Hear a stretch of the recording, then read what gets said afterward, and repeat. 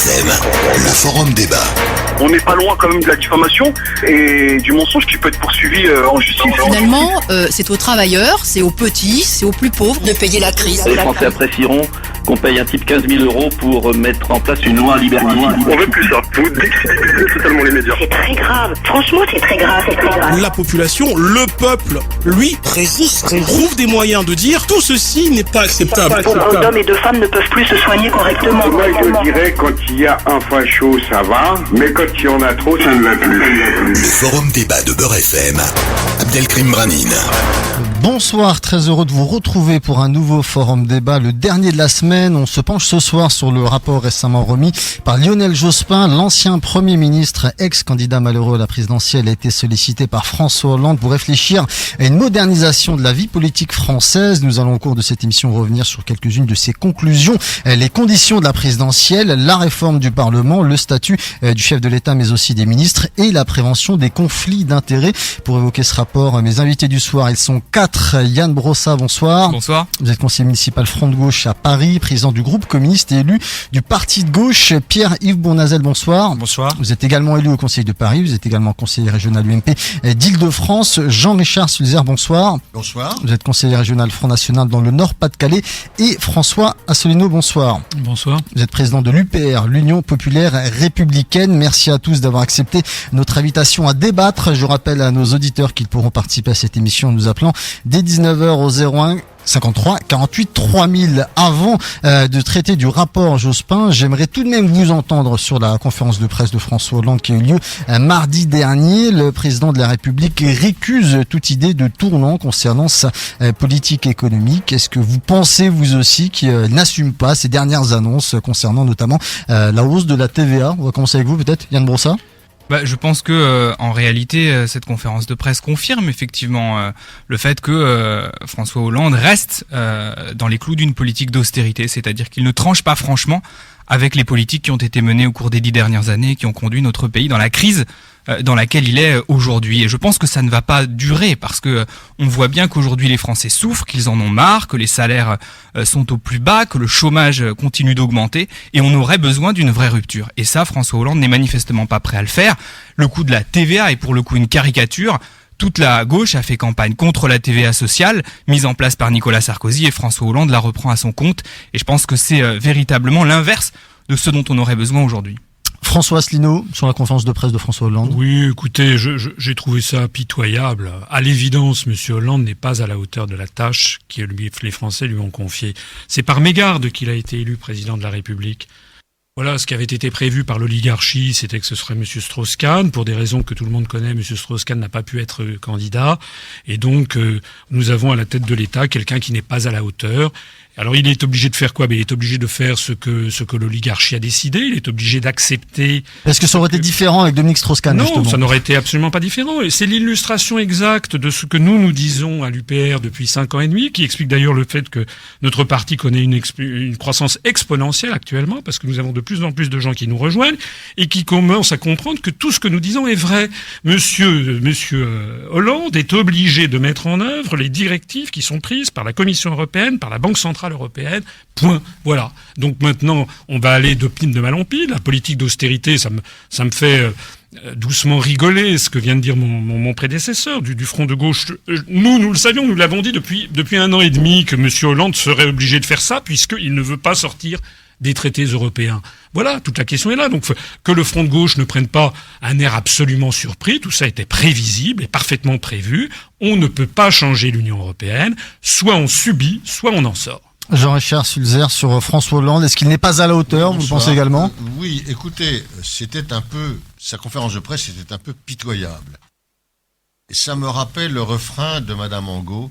Non, ça ne valait pas la peine. Non, pas la peine, assurément, de changer de gouvernement. On est en train de faire du sarkozysme sans Sarkozy. Et effectivement, François Hollande n'a pas le courage de sortir de l'Union européenne, n'a pas le courage de sortir de l'euro, n'a pas le courage de lever le mur de la dette. Et dans ces conditions, nous allons vers une austérité accrue. Il était question d'oligarchie, je dirais, une oligarchie euromondialiste. C'est, je dirais, une marionnette des gnomes de Bruxelles. Pierre-Yves Bournazel, peut-être sur le parallèle que vient de faire votre voisin avec Nicolas Sarkozy. Non, mais je crois que le président de la République ne sait pas où il va. Et ça, c'est un problème extrêmement grave pour le pays parce que il a été élu sur un mensonge. Le problème, c'était Nicolas Sarkozy et moi, élu président de la République, j'allais faire. Sauf qu'il fait conférence de presse après émission de télévision pour nous expliquer qu'il nous donne une vision. Mais les Français ne comprennent pas où il veut nous mener. C'était la première conférence de presse. Alors, il y a un changement de cap, c'est qu'il a compris que le pays avait un problème de compétitivité, sauf qu'il retarde les décisions et sauf qu'il s'attaque pas aux dépenses. Et que si on veut réformer ce pays, il va falloir s'attaquer aux dépenses. Nicolas Sarkozy avait le courage de faire la réforme des retraites, il avait le courage de lancer le non-remplacement d'un fonctionnaire sur 2. Monsieur Hollande n'a pas le courage de poursuivre ces réformes structurelles qui sont nécessaires pour adapter notre pays, le rendre plus compétitif et faire en sorte qu'en France, on puisse lutter à la fois contre la dette, revenir vers la croissance économique et faire en sorte que ce pays ait un cap et une vision. Et là, on en est dépourvu et c'est très inquiétant pour l'avenir du pays. Alors le rapport Jospin, on y vient juste avant un petit mot de conclusion peut-être. Je voulais quand même revenir sur une idée qu'on a entendue tout à l'heure. Moi, je récuse l'idée selon laquelle François Hollande n'a pas le choix. Il a le choix. Il pourrait faire autrement. Il aurait pu, par exemple, ne pas ratifier le traité européen qui avait été négocié par Nicolas Sarkozy et Angela Merkel. On a le choix. On a toujours le choix en politique. Et moi, ce que je regrette, c'est que François Hollande n'utilise pas cette liberté-là. Et en tout cas, nous, au Front de Gauche, voilà ce qu'on dit. On pourrait faire autrement. Encore faut-il en avoir la volonté politique. Alors tout ça, un petit mot de conclusion pour l'égalité de temps de parole. Il a le choix, bien sûr. Il pouvait ne pas faire ratifier, mais il se serait retrouvé tout seul. Il faisait comment? Il fallait se battre. Le rapport de force en politique, ça peut marcher. La France n'est pas une petite nation. La France n'est pas une petite nation, mais la France n'est pas une petite nation. Et quand elle dit quelque chose, elle peut être entendue. Allez-y, terminez, François Asselineau. La France n'est pas une petite nation, mais lorsqu'elle a affaire à une uniformité de tous les autres, elle ne pèse rien. Voilà. Mais si, c'est vrai. D'ailleurs, arrêtez. C'est exactement ce qui c'était déjà ce qui s'était produit. Pendant la guerre en Irak, c'était déjà ce qui s'était produit. Attendez, laissez-moi parler, je vous ai pas interrompu. interrompu. Vous dites des choses qui sont fausses. Non, c'est tout à fait exact, parce que ce qui s'est passé pendant la guerre en Irak, c'est que M. Chirac et M. de Villepin, effectivement, n'ont pas donné suite à l'agression contre l'Irak, mais il n'en demeure pas moins que tous les autres pays de l'Union européenne ont accompagné les États-Unis. Il reste que la France est sortie grandie de cette affaire. Je rappelle d'ailleurs que M. Jospin s'était fait élire en 1997 une majorité, il était devenu Premier ministre, on allait voir ce qu'on allait voir, il allait changer les critères de Maastricht, il n'a rien changé du tout. De toute façon, je voudrais aussi, là j'ai quelque chose pour l'escarcelle du représentant de l'UMP, il est quand même assez extraordinaire de venir nous expliquer, nous chanter les louanges de M. Sarkozy. Je rappelle que M. Sarkozy a laissé une ardoise de 600 milliards d'euros de dettes supplémentaires en 5 ans, alors qu'il s'était fait élire sur le fait qu'il allait diminuer. Et dire qu'on ne lutte pas contre les dépenses, c'est de la langue de bois de type UMP, puisque justement du fait vous savez, de la réforme sur les politiques publiques, on a économisé en gros 11 milliards d'euros en l'espace de 4 ans, c'est-à-dire pas grand-chose. Voilà. Donc on ne peut pas dire qu'on ne lutte pas contre la dépense publique. Le problème, c'est que dans toutes les administrations, on est à l'os, on ne peut plus aller au-delà, on ne remplace plus, comme vous le savez, qu'un fonctionnaire sur 2. Le problème, c'est que ce sont les médecines qui sont fausses depuis le début. Alors le rapport Jospin, on y vient, mais bon, équité de temps de parole, allez-y. Et je souhaiterais d'abord une égalité du temps de parole entre. C'est pour ça que je vous propose d'y aller. Je vais aller très vite pour rappeler quand même à l'élu, à mon confrère, mon collègue UMP, que l'UMP a sauvé sur les bancs de l'Assemblée et surtout sur les bancs du Sénat le pacte de stabilité européenne, c'est-à-dire le pacte d'austérité. Donc pour moi, UMPS, même combat. Il n'y a pas ici, et c'est dommage, de représentants du Parti socialiste, mais c'est pas faux de les avoir sollicités. Finalement, l'UMPS, c'est bonnet blanc, blanc bonnet. Alors, Pierre-Yves Bournazel, un mot de conclusion. Moi, je suis pas là pour faire des slogans, mais simplement dire que, d'abord, moi, je ne suis pas inspecteur des finances, vous l'avez été, vous l'êtes toujours, monsieur Asselineau, et vous savez très bien que la dette dont vous parlez, la Cour des comptes a reconnu que c'était surtout un passif de non-réforme d'avant Nicolas Sarkozy, et puis c'était surtout la crise. La crise qui n'a pas échappé, puisque vous savez que nous avons même eu en 2009, malheureusement, un trimestre de récession.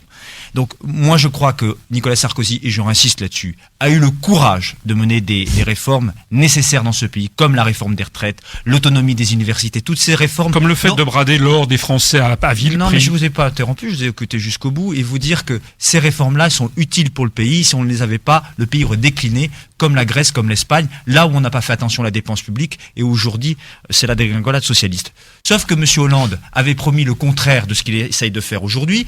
Il nous avait expliqué qu'il ne voulait pas de la TVA sociale, il avait même écrit, il avait même dit dans ses meetings, et puis aujourd'hui il se rend compte que si on veut rendre le pays un peu compétitif, il faut bien baisser les charges sur les entreprises pour permettre évidemment de retrouver l'oxygène. Mais ça ne peut pas marcher si on ne le fait pas vite et latent, et si en même temps on ne diminue pas la dépense notamment de fonctionnement. Dans ce pays, il faut avoir le courage aussi de s'attaquer au budget des collectivités territoriales où il y a de la gabégie, je le vois en région Île-de-France, où M. Huchon, par exemple, a acheté un hôtel particulier de 19 millions d'euros au mois de février dernier, alors que c'était l'État qui le vendait. Ce ne sont pas des dépenses utiles pour les Français et par exemple là pour les Franciliens. Nous avons besoin de mettre fin dans ce pays à un socialisme qui croit toujours à la dépense publique et qui croit qu'on peut reporter sur les générations futures ces dépenses et ces dettes. Voilà, on va conclure là-dessus sur la conférence de presse de François Hollande. C'est bientôt la pause. Je vais vous laisser dire un premier mot donc sur le rapport Jospin. On va aborder les 4 principales conclusions de ce rapport en commençant par les conditions d'élection présidentielle. Donc plus de parrainage de 500 élus, mais un parrainage citoyen de 150 000 signatures. Qu'est-ce que vous en pensez, Yann Brossa ? Pour le coup, ça c'est plutôt une bonne chose, et que les citoyens puissent parrainer directement un candidat à l'élection présidentielle. Moi, ça me semble être une décision juste. C'est d'ailleurs sans doute la seule chose un peu intéressante de ce rapport Jospin, qui pour le reste est très très en deçà de ce qu'on aurait pu attendre pour rénover la vie politique, alors que c'est un sujet majeur. Alors on va écouter nos autres invités juste après la pause. Je vous rappelle le numéro pour participer en direct à cette émission, 01 53 48 3000. On traite du rapport Jospin avec Yann Brossa du Front de Gauche, vous venez de l'entendre à l'instant, Pierre-Yves Bournazel de l'UMP, Jean-Richard Sulzer du Front National et François Asselineau, président de l'UPR, l'Union Populaire Républicaine. À tout de suite. Le Forum Débat de Beurre FM, l'information autrement.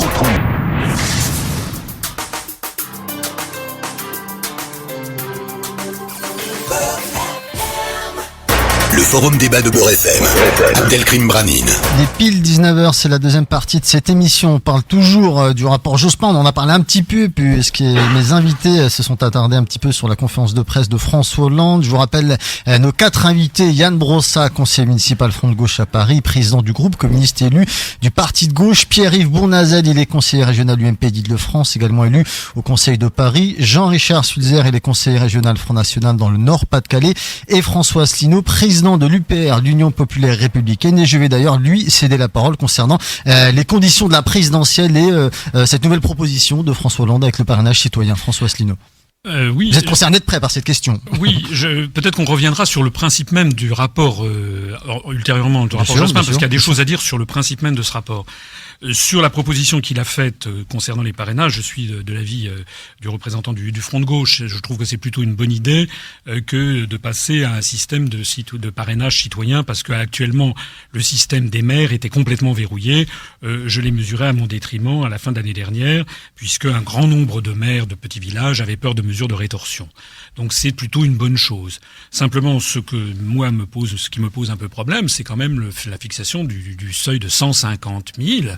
150 000, c'est considérable. Ça veut dire, par exemple, que quelqu'un comme Monsieur Cheminade, qui a eu 80 000 voix, ne pourrait plus se présenter. Ça veut dire que Madame Artaud, qui d'ailleurs devait être là et qui n'a pas pu venir, qui n'a fait que 200 000 voix, ça serait très difficile pour elle aussi de se présenter, puisque les électeurs ne sont pas forcément les gens qui acceptent de parrainer.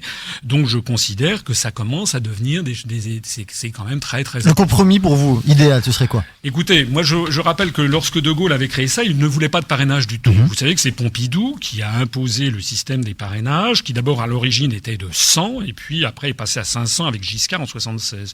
À mon avis, je pense que quelques dizaines de milliers de parrainages de citoyens suffiraient, parce qu'avec 150 000, ça devient extrêmement difficile. Jean-Richard Sulzer, toujours sur le parrainage. Oui, alors totalement d'accord sur la proposition du rapport Jospin. 150 000 signatures, c'est faisable. Cela étant, si on regarde bien le rapport Jospin, le système est très compliqué. Parce que chaque électeur recevrait un bon de parrainage, mais il faudrait en même temps qu'il écrive à la préfecture de son département en donnant la photocopie recto verso de sa carte d'identité. C'est pour en décourager certains. Oui, ça pour en décourager. Je crois qu'il faut faire confiance aux gens. Ils renvoient chacun leur formulaire de parrainage en franchise, ils signent, et c'est centralisé au niveau de chaque préfecture, et on n'en parle plus, et on arrête ce cirque des parrainages qui, effectivement, revient tous les 5 ans, et dont je crois, les Français ont assez soupé. Pierre-Yves Bournazel. D'abord, dire quand même que ce rapport Jospin, il est absolument incroyable. Parce qu'il s'agissait de réfléchir sur la rénovation et la moralisation de la vie politique. Et M. Jospin a oublié simplement d'auditionner. Il a oublié d'écouter les élus des collectivités territoriales, les élus de l'Assemblée nationale, du Sénat. Il est venu à la commission des lois. Oui, non, mais il n'a pas fait d'audition. Donc il a été. Il a été entendu. Oui, non, lui a été auditionné, mais lui-même n'a pas fait d'audition. C'est-à-dire, moi-même, j'ai demandé avec un certain nombre de collègues à être auditionnés parce que nous avions des propositions à le faire. J'ai eu une fin de recevoir, d'ailleurs très sèche, en me rappelant qu'il n'avait pas à recevoir les gens. Je trouve ça extrêmement dommage parce que c'est quand même la vie publique intéresse les citoyens qui auraient pu faire des démarches, il aurait pu écouter les élus, il ne l'a pas fait. Ça, je trouve que c'est regrettable. Et puis, préparer la rénovation de la vie politique, excusez-moi de la boutade, mais par quelqu'un qui est plutôt en retraite politique et qui n'était pas entouré de gens qui pouvaient préparer l'avenir politique, j'ai trouvé ça doublement choquant. Sur le fond de votre question, je dirais que je crois qu'il faut permettre à des gens qui sont représentatifs de pouvoir être candidats à l'élection présidentielle. Les 150 000 ne me choquent pas. Il faut bien un minimum, parce que tout le monde ne peut pas être candidat à l'élection présidentielle. Le but, c'est quand même d'élire un président de la République et qu'il faut être un peu représentatif dans la société française. Donc moi, je ne suis pas hostile à cette mesure-là. Je dirais même que s'il faut simplifier un petit peu la méthode du parrainage, il faut le faire parce que c'est vrai qu'envoyer son recto verso de carte pièce d'identité, ça risque d'être compliqué pour beaucoup de gens. Les gens auront peur d'être fichés peut-être, etc. Il faut simplifier et montrer que c'est en toute liberté que chacun peut parrainer le candidat de son choix et qu'il soit l'expression d'une représentativité réelle dans le pays. Alors avant de poursuivre dans le détail de ce rapport et d'écouter les auditeurs, François Asselineau, vous me disiez que vous vouliez dire un mot sur le principe même du rapport commandé à Lionel Jospin. Allez-y. Mais je vais commencer, parce que ce qui m'étonne dans ce rapport, c'est qu'il prévoit, en particulier concernant la Cour de justice de la République, la suppression de cette Cour, une réforme constitutionnelle. Et une réforme constitutionnelle, je serais tenté de dire, avec quelle majorité au Congrès? Parce que manifestement, le président de la République a renoncé à une réforme autre, qui était le droit de vote des étrangers au municipal, parce qu'il fallait modifier la Constitution. Pour le moment, il n'y a pas, ni dans le pays, ni au Parlement, de majorité pour modifier la Constitution. Donc il y a de fortes chances pour que les réformes restent à l'état de vœu pieux. François Asselineau. Oui, le principe de ce rapport était fondé, d'ailleurs c'est écrit dans l'introduction de M. Jospin, il constate une certaine, je le cite, une certaine impuissance de l'action publique qui peut apparaître comme une crise de légitimité. Donc ça veut dire que ce rapport a été commandé par le président de la République par un décret du 16 mai dernier en disant, voilà, il y a un problème, les Français ne se reconnaissent plus. Et puis, immédiatement, la lettre du président de la République dressait 7 sujets qui devaient être traités. Voilà. Et ces sujets, c'était effectivement l'élection présidentielle, c'était le non-cumul des mandats, c'était les conflits d'intérêts, mais ça veut dire que le constat était bon, le constat de départ, c'est vrai que les Français ont le sentiment qu'ils ne sont plus représentés, mais le diagnostic est faux et les remèdes ne guériront rien. Pourquoi ? Parce que s'il y a un problème de la démocratie en France, c'est pour deux choses qui n'ont pas été abordées ni dans la lettre de mission du président de la République, ni dans le rapport Jospin. La première chose, c'est que tous les pouvoirs réels de décision ont été volés aux Français pour être transmis à la Commission européenne, à la Banque centrale européenne ou à l'OTAN. On retombe sur le sujet dont je parlais. C'est pour ça que les Français constatent qu'ils ont voté Hollande et qu'ils ont en fait la même politique que Sarkozy. Donc le premier point fondamental, c'est que si la démocratie en France est malade et si la République est malade, c'est parce qu'il n'y a plus de vraie République et tous les pouvoirs ont été transférés à d'autres, qui ne sont pas élus et qui sont étrangers. Et le deuxième point, c'est qu'il ne traite pas d'un sujet fondamental, c'est l'accès aux grands médias de ce pays. Voilà la vérité de la situation. C'est-à-dire que si les Français actuellement, il y a énormément de Français qui n'en peuvent plus de l'UMP et du PS. C'est quand même la vérité. Cela étant, pourquoi est-ce qu'ils continuent à voter pour eux ? Parce que les grands médias ne cessent que de leur mettre dans la tête qu'il n'y a que deux grands partis qui sont l'UMP et le PS. Il y a d'abord un vrai problème qui est le fait que les Français, on cache aux Français toute l'offre existante en matière politique. Alors ça, on va en parler plus tard, bien entendu, puisqu'il y a des choses là-dessus dans le rapport Jospin. Yann Brossat, ensuite on écoute les auditeurs. Je crois effectivement qu'il faut partir de la réalité. Et la réalité aujourd'hui, c'est que les Français ont le sentiment justifié que le pouvoir leur échappe et que les décisions qui sont prises le sont finalement la plupart du temps dans leur dos. Et on leur explique d'ailleurs systématiquement que les décisions sont prises ailleurs. Ils se tournent vers leur mère et leur mère leur dit le pouvoir il est aux mains de l'État. Et puis au niveau de l'État, on leur dit non, c'est pas l'État, c'est l'Union européenne. Donc au final, les citoyens ont l'impression que les décisions sont prises systématiquement dans leur dos. Mais surtout, moi il y a une chose dans le rapport Jospin qui me frappe, c'est que le lieu où on passe le plus de temps aujourd'hui quand on est salarié, c'est l'entreprise. Et la question de la démocratisation du pouvoir au sein de l'entreprise n'est jamais abordée dans le rapport Jospin. Alors qu'il y aurait beaucoup à dire sur les droits des salariés dans leur boîte. Quand on voit aujourd'hui par exemple les salariés de PSA qui se font virer comme des malpropres, on se dit quand même que si les salariés avaient voix au chapitre dans leur entreprise, peut-être que leur entreprise aujourd'hui irait mieux. Et cette question-là de la démocratisation du pouvoir dans l'entreprise, elle n'est jamais abordée dans le rapport Jospin, alors que c'est une question énorme, a fortiori en période de crise. Alors on l'avait dit dès le début de cette émission, égalité du temps de parole. Pierre-Yves Bondazel. Deux choses, parce que je voudrais rebondir. À la fois ce qui a été dit sur les pouvoirs. D'abord, le Parti socialiste, entre le gouvernement, le président de la République, les deux chambres, les collectivités territoriales, 21 régions sur 22, les départements, etc., où d'ailleurs vous êtes dans la majorité, le front de gauche, c'est tous les pouvoirs. Donc maintenant, comptable de résultats. Deuxièmement, la question... Vous voulez qu'on parle des votes de résultats? Parce qu'il y aurait des choses à dire. Mais pour l'instant, on va s'occuper des votes puisque c'est vous qui êtes en responsabilité. Nous, on n'est pas en responsabilité. Le Front de gauche n'a pas de ministre. Vous n'êtes pas dans la majorité de M. Delanoë, vous n'êtes pas dans la majorité de M. Huchon, nullement, bien sûr. Et vous n'avez aucun pouvoir. Vous avez juste les avantages. Vous n'avez pas été au gouvernement pendant juste les voitures et les grands bureaux, mais certainement pas les conséquences de la politique que vous menez. Vous n'avez pas de bureau à l'hôtel de ville? Oui, mais moi j'ai... Bon, bah donc arrêtez de dire n'importe quoi. Écoutez, j'ai pas de voiture à l'hôtel de ville, je suis pas dans la majorité. Si tous les élus commencent à se jeter leurs privilèges à la figure, voilà, on va pas finir.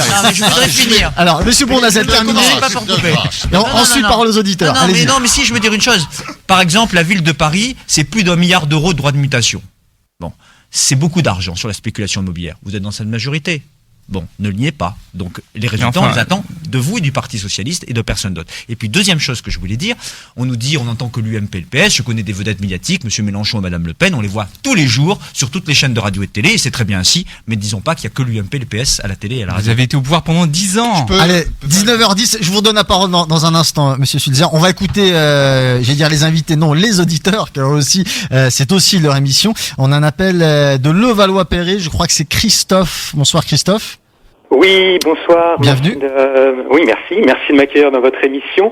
Moi, j'avais une question pour Nathalie Arthaud, puisqu'elle était prévue. Mais alors, elle n'a pas pu venir, mais c'est c'est pas défilé au dernier moment. Ça va plus se transformer en réaction, alors. Parce que je pense qu'il serait quand même bien de reconnaître la responsabilité de Lutte ouvrière dans ce qui se passe actuellement. En 92, lors du référendum de Maastricht pour l'adoption de l'euro, Madame Laguillet avait voté à l'abstention, en sachant qu'à cette époque, Lutte ouvrière faisait à peu près 5% des suffrages exprimés, des votes, et que le traité a été ratifié à 51% des voix. Et qu'il était déjà question du pacte budgétaire, alors Lutte ouvrière aurait dû appeler à voter non. Cela aurait eu pour conséquence le rejet du traité de Maastricht comme il se devait. Finalement, est-ce que la moralisation de la vie politique, c'est pas aussi reconnaître les erreurs et les manquements, les reniements et les traîtrises? S'il y a bien deux responsables prioritaires ce qui se passe actuellement, c'est Monsieur Chirac. Depuis 93, c'est Monsieur Chirac avec l'appel de Cochin et Lutte ouvrière qui a trahi les travailleurs français lors de ce référendum. Je vous remercie, monsieur. Merci, Christophe. Alors, deux volets évoqués par Christophe, notamment la responsabilité, dit-il, de Lutte ouvrière et d'Arlette Laguillet à l'époque concernant le traité de Maastricht. Yann Brossa. Je ne sais pas, mais en tout cas, ce qui est sûr, c'est que tous ceux qui ont soit voté pour, soit se sont abstenus sur le traité de Maastricht, et ensuite, surtout, sur les traités européens qui ont suivi, ont une responsabilité dans laquelle, qui est très nette. Et je vois mon collègue de l'UMP qui lui était pour le traité européen, par exemple, il a une responsabilité dans la crise dans laquelle nous sommes actuellement. Et où le plan B que vous aviez promis? Il y avait un plan B après 2005. On l'a pas vu. Permettez-moi de terminer. Vous avez l'air énervé. Dès qu'on parle du traité européen, vous vous énervez. La réalité, c'est quoi? C'est que tous ces traités qui se sont succédés et qui ont été soutenus par le Parti socialiste et par l'UMP nous enfoncent dans la crise. Parce que chaque traité qui a été adopté, ce sont des politiques de rigueur. Et chaque politique de rigueur, c'est à chaque fois encore pire pour les peuples. On le voit en Grèce, par exemple, où on en est au 9e plan d'austérité. La Grèce, on en est au 9e plan. La Grèce. Vous dites n'importe quoi. C'est vos politiques qui ont ruiné n'importe quoi. Vous répétez votre catéchisme, mais la réalité, c'est vous qui êtes au pouvoir en Grèce depuis des années. Si vous permettez qu'on termine, mais une fois de plus, dès qu'on parle de politique européenne, vous êtes très agacé. Ça n'est pas une erreur. La réalité, c'est qu'on en est au 9e plan d'austérité en Grèce et que c'est directement lié aux politiques d'austérité qui ont été mises en œuvre et qui étaient soutenues par Nicolas Sarkozy. C'est la dépense publique. C'est ça la réalité. On va éviter de parler en même temps. On a encore du temps, messieurs. On est ensemble jusqu'à 20h. On parle du rapport Jospin, mais on sort un petit peu du sujet, mais c'est pas grave. Monsieur Sulzer. Oui, je crois qu'il y a eu une erreur. Alors d'abord, en ce qui concerne Maastricht, en tant que Front National, je n'ai aucun regret puisque nous avons appelé avec le PC une partie du PS à voter contre. Non mais parallèlement.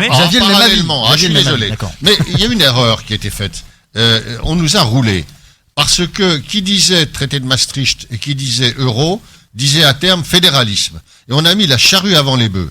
Il aurait fallu d'abord proposer le traité constitutionnel, dont les Français n'ont pas voulu à 55%, et ensuite faire la monnaie unique. Et là, nous avons une monnaie unique sans gouvernance unique, sans fédéralisme européen. C'est comme ça, les Français n'en veulent pas, et nous en subissons les conséquences dramatiques.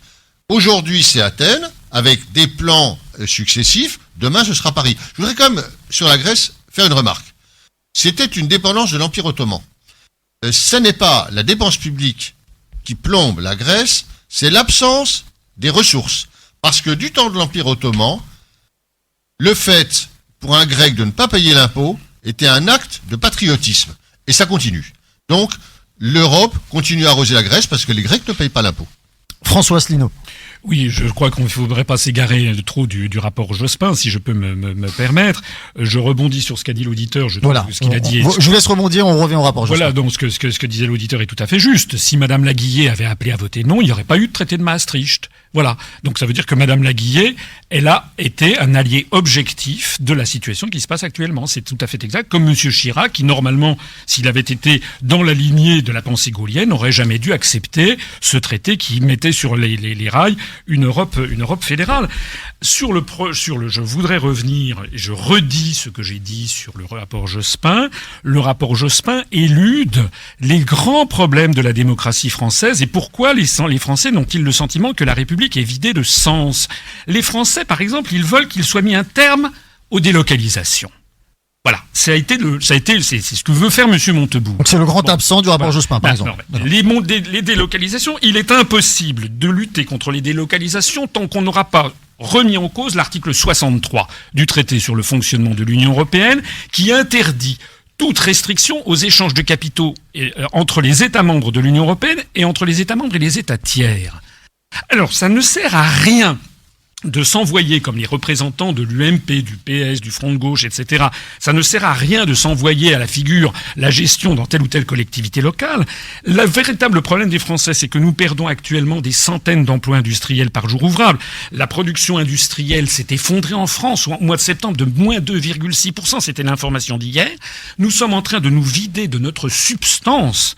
C'était extrêmement grave par rapport aux générations qui viennent. Et tout ceci parce que nous ne pouvons pas empêcher les mouvements de capitaux de fuir la France. La priorité numéro 1, c'est d'empêcher cette circulation des capitaux. Ça oblige de dénoncer les traités européens. On écoute un autre auditeur juste avant la pause. Je crois que c'est Marvin qui nous appelle de Paris. Alors, on va essayer de rester sur le rapport Jospin. Marvin, bonsoir. Bonsoir, Monsieur Brahim. Bonsoir à tous les participants. Donc, moi, j'ai deux questions pour Monsieur Sulzer du Front National. Oui. Donc, ma première question porte sur votre positionnement vis-à-vis de l'Union européenne et vos propos au début de l'émission. Donc, ça fait 25 ans que Jean-Marie Le Pen et maintenant sa fille siègent au Parlement européen en tant que députés. Ils ont engendré à eux deux plus de 5 millions d'euros cumulés pendant cette période.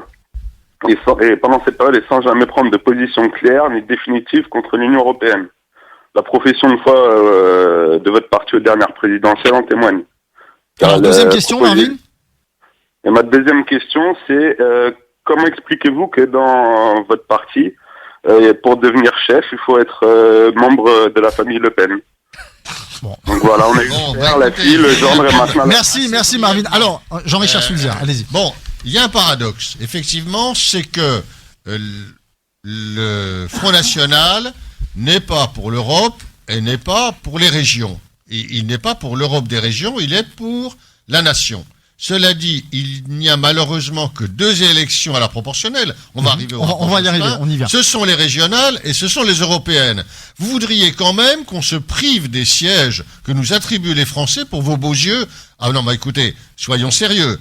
Maintenant, pour devenir chef, il suffit de gagner au Congrès. Il y avait 2 candidats et tout ça a été dépouillé par huissier.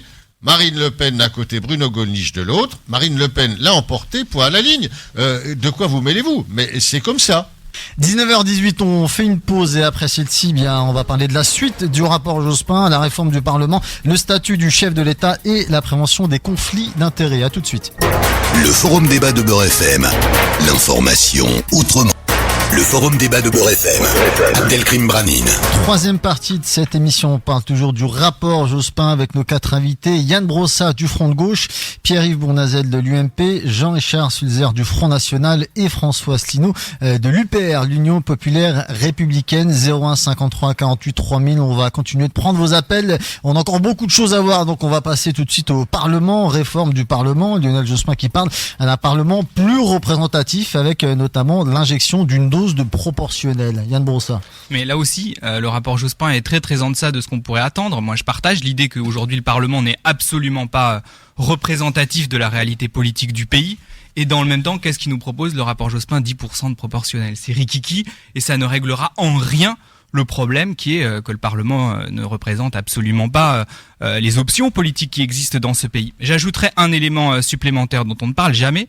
Quand on regarde le Parlement aujourd'hui, il y a 1% d'ouvriers à l'Assemblée nationale. Alors que dans la société française, le taux d'ouvriers dans la population active est beaucoup plus important. Et je crois que ce que ça révèle aussi, c'est une insuffisante représentation sociale au sein des institutions. Et ça, je crois que ça mériterait qu'on s'y penche. Ça supposerait aussi qu'on renouvelle profondément la vie politique française et par exemple, qu'on en finisse drastiquement avec le cumul des mandats. Je le dis d'autant plus que j'ai en face de moi un élu MP cumulard. On va l'entendre bientôt, monsieur. Non, alors là, non, alors, attendez. On l'entend tout de suite. Je réponds juste là-dessus. Vous cumulez pas les mandats. Non, mais attendez. Vous n'êtes pas conseiller régional et moi, j'ai pas de Paris. mandat exécutif et de mandat parlementaire. Si, vous cumulez les mandats. Vous cumulez les fonctions à la scène parisienne. Vous êtes président. Alors, pas tous en même temps, s'il vous plaît, messieurs. Non, mais sur le fond là-dessus, si vous permettez, sur le fond, moi, je suis favorable. Moi, je suis favorable à un mandat unique. Non, je termine là-dessus. Je suis favorable à un mandat unique. Vous n'êtes pas ici en train de décider. Alors, monsieur Bournazel, allez-y. Je parle, monsieur Brossat, souffrez que nous puissions exister.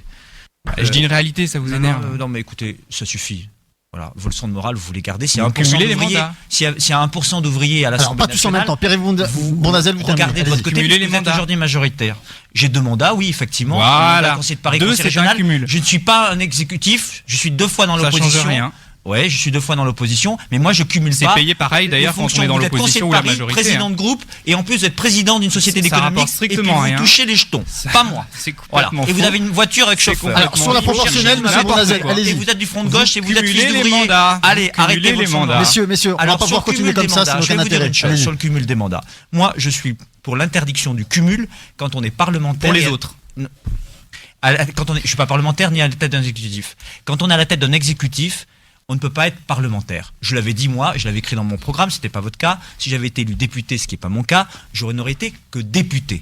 Parce que je pense que quand on est parlementaire, on doit s'occuper de voter la loi et de suivre. Ça n'empêche pas d'avoir un autre mandat à côté, mais non exécutif. Simple conseiller municipal, comme je suis, ou simple conseiller régional, mais pas de mandat exécutif. En revanche, la proportionnelle. Moi, je ne suis pas défavorable à titre personnel à une dose de proportionnelle. Mais on ne peut pas avoir un parlement avec que de la proportionnelle. Parce que je vais vous expliquer pourquoi. Parce que si on fait de la proportionnelle, donc il n'y a plus de circonscription, il n'y a plus de terrain, et en plus on fait qu'un mandat unique. C'est faux, on pourrait très bien avoir des circonscriptions départementales. Mais département, vous imaginez un député s'occuper des départements, déjà qu'il a du mal dans une circonscription. Donc, il y aurait un député qui n'aurait plus vraiment d'assises électorales, et en plus, ce député-là serait à un seul mandat. Vous croyez que les gens aujourd'hui se sentent proches de leurs députés? Alors, il faut qu'on vous écoute tous, messieurs, c'est de vous interrompre. Un député, lorsqu'il vote la loi, soit proche des réalités des habitants et qu'il soit au quotidien. Monsieur Sulzer, sur la proportionnelle et le non-cumul des mandats, on d'abord dire que le rapport Jospin, qui est le sujet de ce soir, vise à réhabiliter le politique. C'est ça. Et que les élus, UMP et Front de Gauche, en s'envoyant des indemnités dans la figure, ne contribuent pas à relever la perception qu'on peut avoir de la classe politique. Ça, c'est une première chose. Je les renvoie, je dirais, dans leur but. En ce qui concerne la proportionnelle, effectivement, la dose de proportionnelle est beaucoup trop faible. Et nous sommes, quant à nous, partisans de la proportionnelle départementale. Elle a d'ailleurs été déjà appliquée en 1986. Et ça donnait des élus proches du terrain, mais une représentation politique beaucoup plus proche de celle de la nation.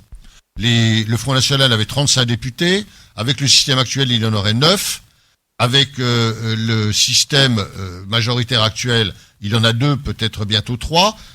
Effectivement, le système de la proportionnelle départementale paraît une bonne chose, ceci n'éloigne pas trop les députés du terrain. En tout cas, l'aumône qui est faite aux partis politiques par le rapport Jospin, la part de proportionnelle est beaucoup trop faible. Le compte n'y est pas. Sur le non-cumul des mandats, M. Sulzer ? Sur le non-cumul des mandats, je crois qu'il y a un problème qui est posé par le dialogue tout à fait musclé entre l'UMP et le Front de gauche, c'est que tout le monde parle du non-cumul du mandat parlementaire. D'ailleurs, le rapport Jospin parle également du non-cumul avec les fonctions gouvernementales. Il est peut-être temps. Mais pourquoi est-ce qu'on n'adopterait pas, tout simplement, le principe un homme, un mandat, mandat unique. Qui soit mandat unique, municipal, régional, alors municipal et intercommunal, d'accord, régional, parlementaire, ministre, et une seule fonction à la fois. Et puis c'est tout. Et finalement, on ne s'en porterait pas plus mal et on n'aurait pas effectivement des proportionnels de la politique qui s'envoient les questions de cumul à la figure. Comme Madame Le Pen, alors elle pourrait quitter un mandat puisqu'elle en a 2. Mais bien sûr. François Asselineau. Alors, je voudrais, au risque d'insister lourdement, revenir sur le fait que proportionnel ou pas proportionnel, ça ne changera rien au fait qu'en réalité, les parlementaires français ne servent plus à grand-chose, que le Parlement est devenu un théâtre d'ombre, puisque toutes les grandes décisions sont prises ailleurs, sont prises à Bruxelles, à Francfort, à la BCE, ou sont prises par l'OTAN.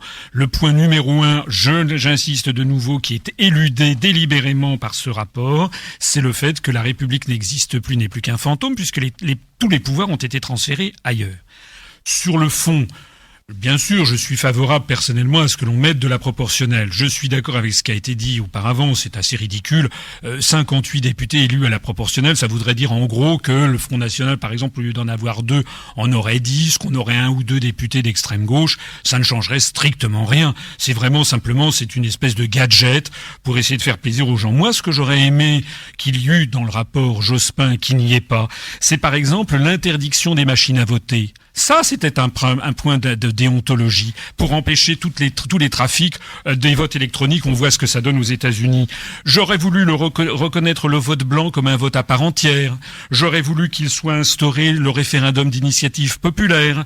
J'aurais voulu, tout ceci figure dans le programme de l'UPR. J'aurais voulu également l'interdiction de la procédure du Congrès pour réformer la Constitution, parce que une des raisons pour lesquelles les Français se détournent des institutions républicaines, vous savez ce que c'est ? C'est que 55% des Français, dont moi, avons voté non au référendum de 2005 et qu'ensuite, grâce notamment à la forfaiture organisée par Monsieur Sarkozy, l'UMP et le Parti Socialiste, eh bien les Français et le MoDem, les Français, on leur a fourgué le traité de Lisbonne c'est un déni de démocratie. Ça, c'est un scandale. Donc la première chose à faire, c'est d'interdire cette possibilité, interdire la procédure du Congrès pour réformer la Constitution. J'aurais voulu également, par exemple, que l'on rende public, par constat d'huissier, le nombre exact des adhérents de chaque parti politique. Parce que l'UPR, nous sommes le seul mouvement politique. Nous avons un huissier qui peut venir. Nous allons fêter ces jours-ci notre 2000e adhérent. Nous avons des partis fantômes dans la politique française. Je pense par exemple au Parti chrétien-démocrate de Madame Boutin, au Nouveau Centre, au MRC de Monsieur Chevènement. Je pense à tous ces mouvements qui annoncent des milliers d'adhérents. On ne sait pas combien ils en ont. Quant à l'UMP, on nous annonce un jour 350 000, le lendemain 80 000. On ne sait pas. Par huissier, nous, pour l'élection. Oui, eh bien, pour le Front National aussi, nous avons voté avec des constats d'huissier. Vous avez combien au Front National? Combien ont voté pour Madame Le Pen? Vous pouvez le dire à l'antenne? Ah, pas du tout, parce que j'en sais rien du tout. Eh ben, moi, je peux vous le dire, il y a eu 32 000 personnes. C'est-à-dire que le Front National, c'est 32 000 adhérents au moment de l'élection de Madame Le Pen. Donc, si vous voulez, il n'y a pas de quoi en faire des choses extraordinaires. J'aurais aimé, si par exemple, Madame Arthaud avait été là, j'aurais aimé qu'elle nous dise combien il y a d'adhérents réels à Lutte ouvrière, combien il y a d'adhérents adhérents au NPA. Parce que nous vivons, puisque on va demander que 150 000 personnes parrainent un candidat à la présidentielle. Moi, je pense que la première chose, c'est qu'il faudrait que les Français sachent clairement quel parti politique représente qui et quoi. Vous êtes d'accord avec ça, Yann Brossa, au niveau de cette transparence des adhérents? Et chez nous, on sera tout à fait d'accord au Front de Gauche pour faire la transparence à ce sujet. Il y a quand même un sujet dont on parle pas depuis tout à l'heure, quand on parle de rénovation de la vie politique et de modernisation de la vie politique. C'est la question, et de moralisation, c'est la question de la lutte contre la corruption. Or, c'est un sujet qui est absolument majeur. Quand je vois dans l'arrondissement où je suis élu, qu'une élue UMP continue à siéger, alors qu'elle a été condamnée pour avoir détourné l'argent d'une association de personnes âgées et qu'elle continue à parader en Conseil de Paris. Il y a plusieurs partis concernés par ce type d'affaires quand même. Et effectivement, moi je suis très choqué parce que on a d'autres affaires qui concernent d'autres partis politiques, en l'occurrence pas le Front de Gauche, mais moi ça me choque profondément. Moi ça me choque profondément. Enfin, Le Pen a été condamné à quelques reprises pour des raisons qui sont pas des raisons de corruption, mais enfin, il a été condamné par la justice quand même. En tout état de cause. Moi je suis favorable à un système très simple. Quand on a été condamné pour des raisons liées à de la corruption, on doit être inéligible à vie. Moi, ça me semble être absolument logique. C'est une question fondamentale. Ces gens salissent la vie politique. Et quand on en a un qui est condamné, ça finit par entacher tout le monde. Et je crois que ça, c'est une question majeure. De ce point de vue, le rapport Jospin est relativement timide. Mais moi, je pense que la question de la lutte contre la corruption doit devenir une priorité dans ce pays parce que c'est une plaie qui, je le répète, salit la vie politique. Alors, vous avez l'air d'être plusieurs à être d'accord là-dessus, monsieur. Oui, alors justement, je voulais vous dire qu'il y avait peut-être eu une erreur qui a été commise dans le nouveau code pénal. Parce que dans l'ancien code pénal, la prise illégale d'intérêt, ça s'appelait autrement, mais enfin c'était la même chose, entraînait en cas de culpabilité l'inéligibilité à vie. Et maintenant, on a une inéligibilité de 5 ans. Alors, un député est rendu inéligible, il dit, on m'a retiré mon permis, au bout de 5 ans, on m'a rendu mon permis, et puis il se fait réélire. Et ils sont plusieurs. Et je crois que en cas de corruption, en cas de prise illégale d'intérêt, pour les délits les plus graves commis aux dépens des deniers publics, il faut vraiment décider la mort, un arrêt de mort de la vie politique de la personne. Pas d'indulgence. Pardon ? Pas d'indulgence.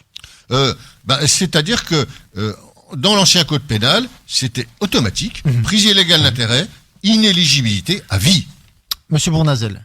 Oui, je crois que ça touche malheureusement beaucoup de partis, donc on ne va pas cibler des personnes, on va parler du sujet.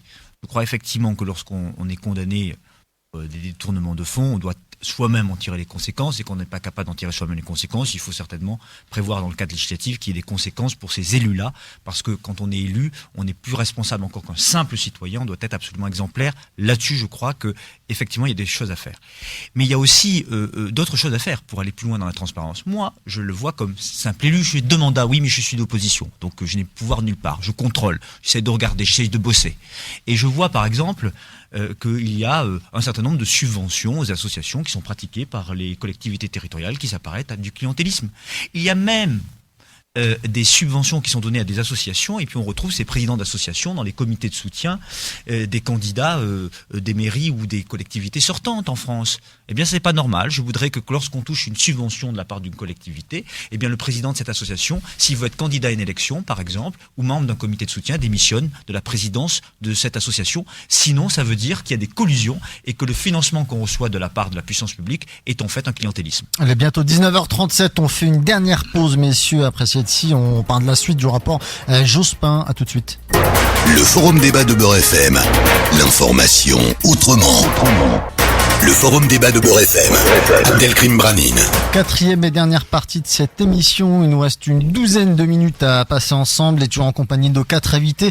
Yann Brossa, conseiller municipal Front de Gauche à Paris, président du groupe communiste et élu du Parti de Gauche. Pierre-Yves Bournazel, il est conseiller régional UMP d'Île-de-France, également élu au Conseil de Paris. Jean-Richard Sulzer, il est conseiller régional Front National dans le Nord-Pas-de-Calais.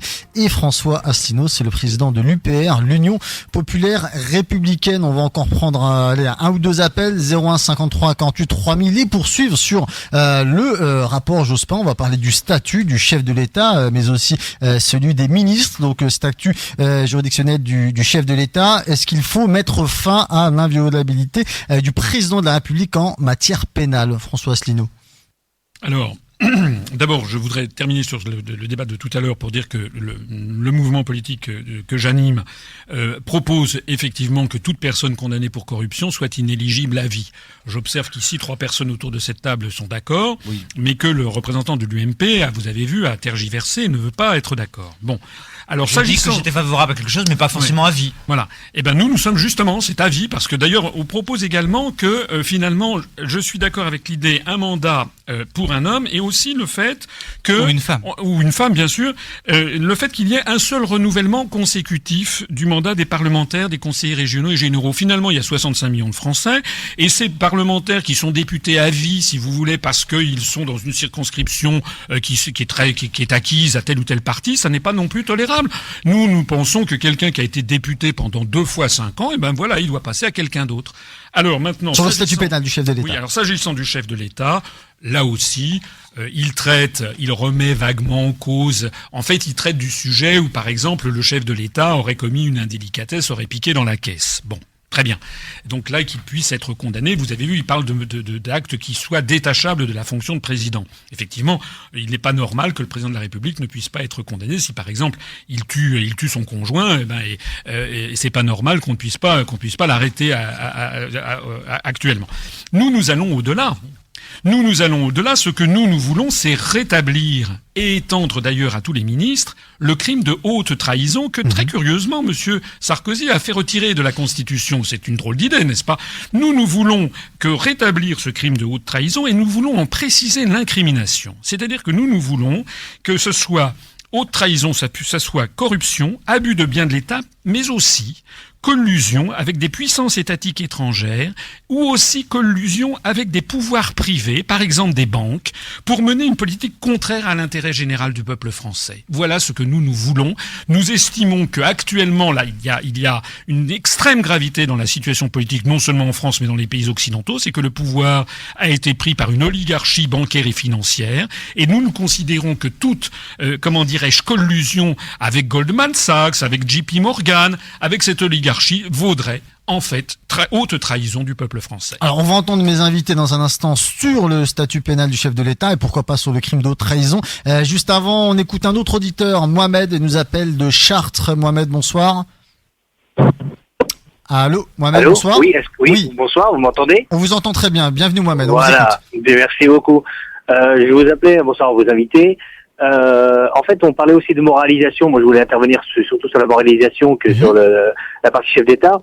La moralisation aujourd'hui de la politique, elle passe déjà par que les politiques soient honnêtes. Et moi, aujourd'hui, l'honnêteté consiste déjà à respecter les uns et les autres. Alors, ce que ça veut dire respecter les uns les autres, parce que respecter, derrière ce mot, on peut mettre n'importe quoi.